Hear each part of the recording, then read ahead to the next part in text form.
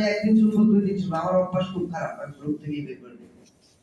এইগুলা ঘটনা ঘটতেছে, এই পর্যন্ত অনেক করছে। হ্যাঁ, তো এখন আপনারা এখান থেকে যারা যাবেন, সিরাজগঞ্জ জেলা থেকে মোস্তফা ভাইকে ঘোষণা করছি আজকের এই বৈঠক থেকে।